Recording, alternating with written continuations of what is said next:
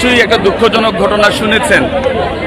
আমি একজন অভিভাবক হিসেবে এই ঘটনা আমাকেও কিন্তু ব্যথিত করেছে।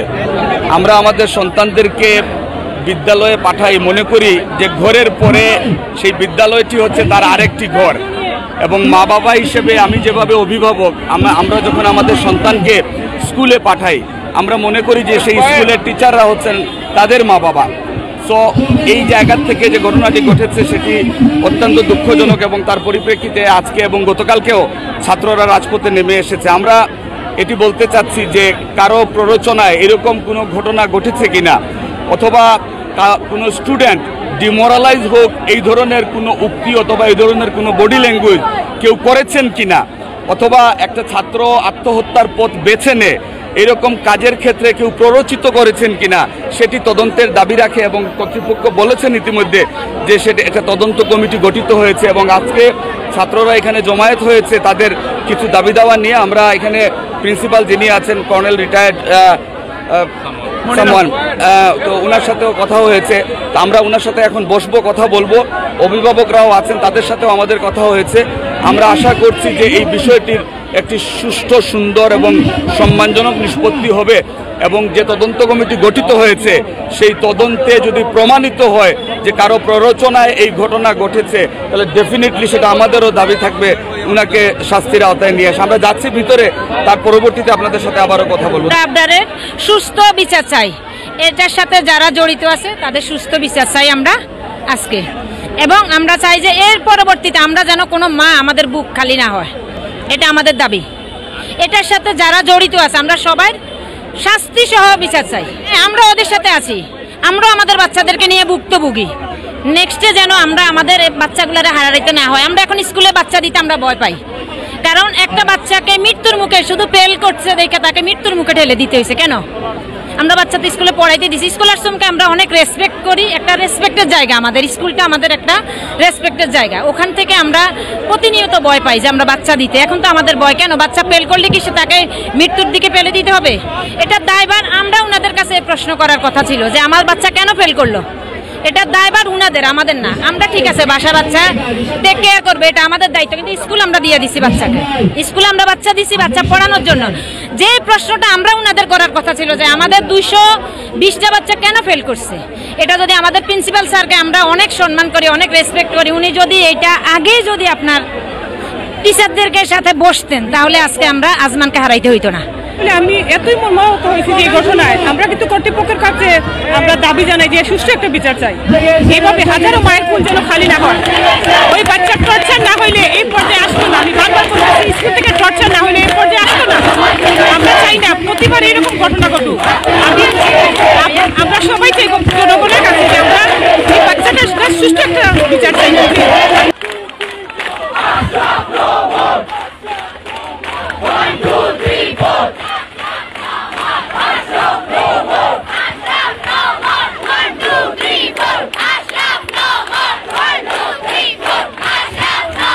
গতকালকে যেভাবে আপনারা সুশৃঙ্খলভাবে আমাদের সকলভাবে সমর্থন করেছেন, এই সকল সমর্থনের জন্য আমরা জানাই আন্তরিকভাবে কৃতজ্ঞ। আমরা কৃতজ্ঞতা প্রকাশ করছি এবং ধন্যবাদ। আমরা আশা করব আজকেও আপনারা সুশৃঙ্খলা বজায় রেখে কোনো ধরনের বিশৃঙ্খলা না করে আমাদের সমর্থন করবেন। আমরা যত আছে ব্যাচ 26-এর শিক্ষার্থীরা এই আশা নিয়ে ভিতরে যাব যে স্যার দ্বারা আমাদের যত দাবি আছে, অথরিটি কর্তৃপক্ষ আমাদের সব দাবি পূরণ করে আমাদেরকে ক্লাসে ফিরত যাওয়ার পরিবেশ তৈরি করে দিবেন ইনশাআল্লাহ। আপনারা সবাই দয়া করে ধৈর্য ধারণ করে সুশৃঙ্খলভাবে আমাদের কালকে যেভাবে সমর্থন করেছেন এভাবে সমর্থন করে একটু অপেক্ষা করবেন। আমরা পরবর্তী যে পদক্ষেপ আছে, পরবর্তী যে কর্মসূচি আছে, এইটা আমরা স্যারদের সাথে কথা বলে আমাদের জবাব চেয়ে তারপর ঘোষণা করব। ধন্যবাদ। আমরা এই মুহূর্তে আছি স্কলারশিপ শাহিদিয়া ক্যাম্পাসে, এবং এই মুহূর্তে এখানে বিপুল সংখ্যক শিক্ষার্থী এবং অভিভাবকরা এখানে উপস্থিত হয়েছেন, এবং তারা সবাই শুধুমাত্র এই ক্যাম্পাসের না, আমরা দেখেছি স্কলারশিপের অন্যান্য ক্যাম্পাসের অভিভাবকরা, শিক্ষার্থীরা তারা আজকে একাত্মতা ঘোষণা করে শিক্ষার্থীদের আজমানের জাস্টিস ফর আজমান এই দাবিতে, এবং যারা এই ঘটনার সাথে জড়িত তাদের বিরুদ্ধে ব্যবস্থা গ্রহণের যে দাবি এবং যে গতকাল শিক্ষার্থীরা যে সুস্পষ্ট দাবি উত্থাপন করেছিলেন, সেই দাবির যে আলটিমেটামের পর তারা এই মুহূর্তে স্কলারশিপের প্রশাসনের সাথে এখন কথা বলতে যাচ্ছেন। তারা শুনবেন তাদের দাবি দেওয়ার বিষয়ে কি সিদ্ধান্ত নেওয়া হয়েছে এবং পরবর্তী পর্যায়ে তারা সিদ্ধান্ত জানাবেন তাদের পরবর্তী কর্মসূচি কি হবে। আমরা এই মুহূর্তে আছি স্কলারশিপ শাহিদগা ক্যাম্পাসে এবং বিপুল সংখ্যক শিক্ষার্থী অভিভাবক আমরা দেখতেছি এখানে উপস্থিত হয়েছেন। আপনারা বলতে আমি এক্স গার্জিয়ান, আমি গতকালকে এসেছিলাম, ওনাদের সাথে প্রায় 40 মিনিটস আলাপ হয়েছে এবং ছাত্রদের যে দাবি দেওয়া যেটা সেটার ব্যাপারে মোটামুটি আমি যতটুকু তারা দেখছি দে আর পজিটিভ। এবং আজকে আমাকে তারা বলেছিল যে 10:30টার পূর্বেই আসার জন্য। তো আমি যেহেতু এখানে যাওয়ার পথে ছাত্ররা বলছে যে আপনারা একটু পরে যান, তো তাদের এই কথা শুনে আমি বলছি যে ঠিক আছে তোমরা বাবা যাও, গিয়ে তোমরা দেখো। এখন তাদের হয়তো সন্দেহ যাচ্ছে যে ওনারা কি সব দাবিগুলো মানবে কি মানবেন না, এজন্য তারা তাদের স্যাটিসফ্যাকশনের জন্য তারা পূর্বে যেতে চাচ্ছে। But as per my concern, গতকালকে থেকে আমি বুঝেছি এখানে এই ট্রাস্টের আরেকজন প্রতিনিধি হিসাবে এই ট্রাস্টটাকে পরিচালিত করছেন সাবেক একজন মেজর, উনি ছিলেন, প্রিন্সিপাল ছিলেন এবং শিক্ষক মন্ডলী ছিলেন। আমরা দীর্ঘ এখানে অভিভাবকদেরও, বর্তমান অভিভাবকদের প্রায় 4-5 জন ছিলেন। তো আমরা এই স্কুলের প্রিভিয়াস এবং বর্তমান যে অবস্থা আমরা তুলে ধরেছি। এখানে যে শিক্ষার যে মানদণ্ড নিচে চলে আসছে এটাও আলাপ করেছি। তারপরে একটা ছাত্রের রেজাল্ট খারাপ হওয়ার পরে শিক্ষক এইভাবে কথা বলতে পারেন না। তো এই জন্য এখানে অবশ্যই কিছু না কিছু হয়তো শিক্ষকের কথাবার্তার মাধ্যমে, ওনার আচরণের মাধ্যমে এই যুবক ছেলেটি হয়তো তার সেটি সে ধৈর্য ধারণ করতে পারেনি। আর যেহেতু টিনেজার ছেলে, এই ধরনের অঘটন সে ঘটে ফেলছে এবং পিতামাতার যারা তারা তো অবশ্যই তাদের সন্তান হারিয়েছে। এজন্য আমি গতকালকে তার ফ্যামিলির কাছেও গিয়েছি এবং তাদেরকেও বলেছি আমরা তো এটার মীমাংসা চাই। আমরা তো এই এতগুলো ছেলেপেলেরা আজকে এই কলেজ কম্পাউন্ডের বাইরে থাকবে, এটা কখনো মঙ্গল নয়। এই ছাত্রদের পাশেই আমরা আছি। আজ এখন অপেক্ষায় আছি প্রিন্সিপাল, এই হাফিজুদ্দিন ট্রাস্ট কমিটি আমাদেরকে কি শোনায়, আমরা তার অপেক্ষায় আছি। ওনাদের 24 ঘন্টা আলটিমেটাম দেওয়া আছে, আলটিমেটামের উত্তর কি আসে, ছাত্রদের আলটিমেটাম দেওয়া, আমাদের অভিভাবক আলটিমেটাম এখন দেয় নাই, ছাত্ররা আলটিমেটাম দেওয়া আছে। ওনারা কি উত্তর দেয়, আমরা এই উত্তরের অপেক্ষায় আছি। আমাদের যে ছাত্ররা যে আলটিমেটাম দিয়েছে, যে শিক্ষকদের অপসারণ দায়িত্ব যে আলটিমেটাম দিয়েছে, ওনারা এই দাবি দেওয়া মেনে নিলে ওরা ফিরে যাবে, নাইলে আরও পরবর্তীতে আমরা আন্দোলনের পরবর্তীতে পদক্ষেপ নেবে ওরা। আমরা আমাদের ছাত্রদের সাথে আছি, আমরা একাত্মতা ওদের সাথে আছি এবং একাত্মতা প্রকাশ করছি।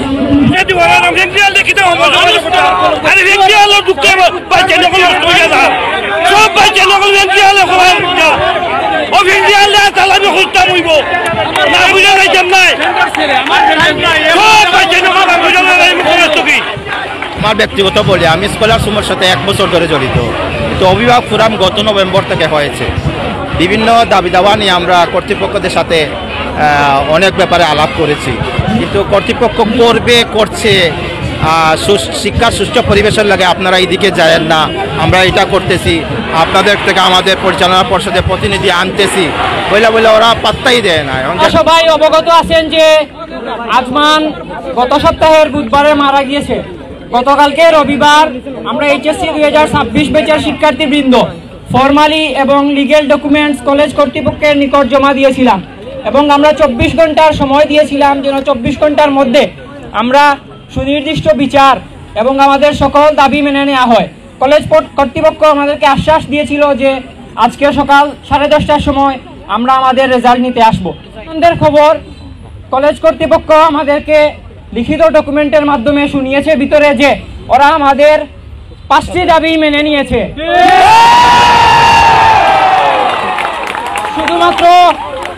সকল দাবি মেনে নেওয়ার পাশাপাশি আমরা যে 6টি দাবি দিয়েছিলাম সংস্কার ও পরিবর্তনের ক্ষেত্রে কলেজের অথরিটিকে, ওরা সেই 6টি দাবিও মেনে নিয়েছে।